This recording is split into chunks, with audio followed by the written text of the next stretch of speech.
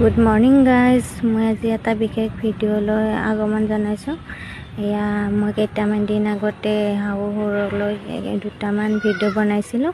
আৰু যদিও বনাইছিলোঁ মই নিজক লৈয়ে বনাইছিলোঁ, কিন্তু মই ডাইৰেক্টলি কোৱা নাছিলোঁ যে মই শাহু অমুক কৰে তমুক কৰে। মই ডাইৰেক্টলি কোৱা নাছিলোঁ। এতিয়া বৰ্তমান মই ডাইৰেক্টলি ক'বলৈ বাধ্য আছোঁ। এতিয়া ডাইৰেক্টলি ক'ম, কাৰণ মই যেতিয়া শাহু সৰুৰ ঘৰত আছিলোঁ মোক বহুত কষ্ট দিছিল সিহঁতে। সেইকাৰণে মই সেই আগতে ইনডাইৰেক্টলি কৈ আছিলোঁ, কিন্তু এতিয়া মই ডাইৰেক্টলি ক'বৰ কাৰণে মোক সিহঁতে বাধ্য কৰাইছে।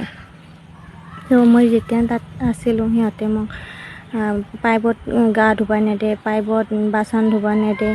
তাৰপিছত মোৰ হাজবেণ্ড নোহোৱা সময়ত মোক অত্যাচাৰ কৰে সিহঁতে, গোটেইবিলাকে মাৰিব খোজে। শাহু শহুৰ আৰু বৰদেউতা আৰু তাৰ লগত ননদটো আছে।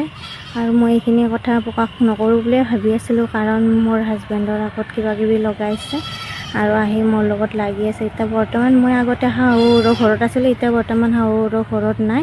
সিহঁতৰ অত্যাচাৰ সহ্য কৰিব নোৱাৰি মোক মা দেউতাই অকণমান জাগা দিছে, মই তাত আছোঁ এতিয়া আহি। আৰু তাত আছোঁ যদিও সিদিনা মোৰ হাজবেণ্ডে সিহঁতৰ ঘৰলৈ গৈছিল। তেখেতৰ ঘৰত যাওঁতে মায়াকে কিবা কিবি লগাই পঠাইছে।